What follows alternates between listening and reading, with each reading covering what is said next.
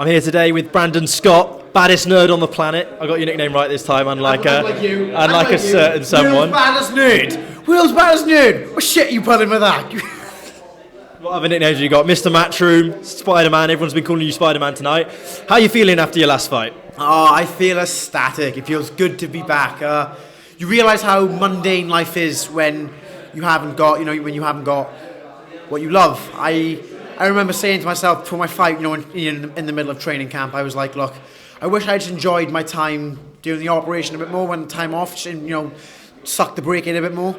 But when I was in the break, worst time of my life. I was depressed, I was anxious, I just wanted to go back training. It was like, I've said this story before, but it was because they took bone from my hip, I couldn't even walk, I was bedbound. I'm a very busy bee. So I was limping downstairs and my mum had to tie my shoelaces so I could go for a run because my hand was still in the cast, and I was limping down the road going for a run because I can't not do anything. I need to be active, I need to train, otherwise I feel like I'm just wasting my life away. I can't be normal. So that's done now. The first fight's out of the way when I fought the T2000, and yeah, I'm ready to push forward now and get on with my life. And what did you make of performance? Obviously, you said now you got two hands, you're feeling ready to go. You weren't able to get the stoppage, obviously it went the full distance and it was quite a difficult fight in the end. But what did you make of your performance? It was my own fault. I could have made that fight easy.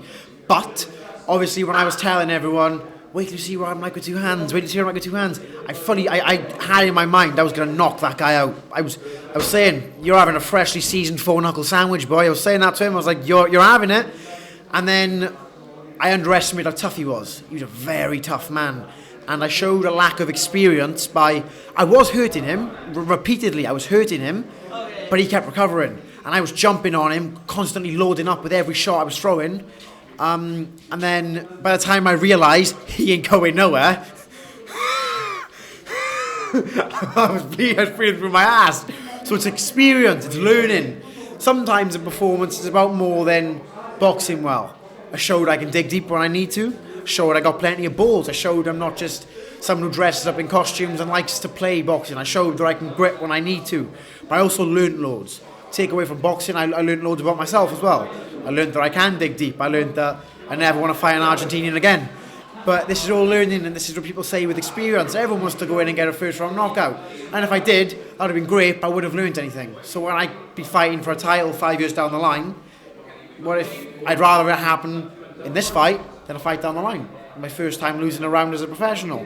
My first time fighting someone actively who came to win, who had a training camp to beat me. So it's a great win for me, and I'm looking forward to the next one. And you mentioned obviously about superheroes, about costumes, all of this fun stuff that you obviously make a habit of. Sonny Edwards, you dressed him up as Spider-Man. Did he take much convincing for that one, or was he happy to do it already? Honestly, I think I've just got away with words. I think I've just got a little bit of charm about me. But obviously I was speaking to Sonny about bringing him in with co-management along with Lee. And I thought, you know what? Fuck it. Shoot my shot. I feel lucky today. Sonny's agreed to be my manager. Sonny, do you know it was an initiation phase? Do you want to be Spider-Man? And as long as he agreed, I have to play Spider-Man on his kid's birthday and basically be Spider-Man whenever he wants me to. He agreed to do it. And next thing you know, I've got Sonny Edwards at a press conference in a Spider-Man costume. Who can say they've done that? And if you were to dress Eddie Hearn up as a superhero, which one are you going for? Who do you think Eddie would suit? That's a really good question. There's obviously that picture of the three Spider-Men picture when they're all like that. I was thinking me, Sonny and Eddie, bam. But at the same time, I think Eddie Hearn would look really cool, as Hulk, because he seems to be on his men's health journey. He seems to be like he's on a trajectory to look like Arnold Schwarzenegger in a couple of months. So, yeah, I think I'm gonna go Hulk. Just no top, nothing. It's just a pair of purple shorts. Eddie smash. And Dan's waiting in the wings here to jump in. In you get, Dan. What did you make of Brandon's performance then, Dan? When Brandon was out, obviously in Manchester, he's been off for a long time with his hand. It's a lot of stuff has gone on with obviously his hand injury. He was down, but he got himself back up. He was running, as he said, limping down the road and everything. And he put on a good, tough performance. Everyone has been saying about Brandon a long time. He's got the gimmicks, he's got the charm, he's got the words, but can he fight? And he showed, I think, back at Manchester a couple of weeks ago now, that he has got the balls and he has got the drive and determination. I said in an interview with you earlier, he's got it all to go all the way. And he can go all the way, and he can be one of Wales' next world champions. We've got a lot of talent coming out of Wales, but he's the only Welsh fighter besides Codino who signed with Matchroom at the moment, you know. So he's got the right people behind him. You know, he's managed by Lee. Like I said, he's got Venom behind him as well, who are supporting him with all his kit and stuff. Thanks to Vote Boxing. Get a close up on that.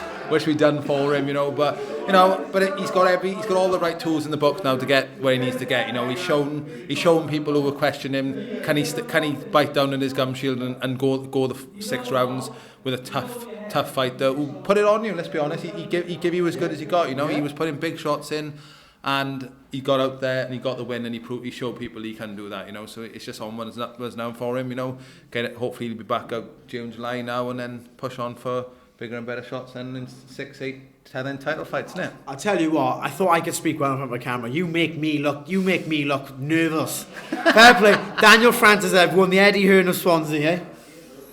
Let's go.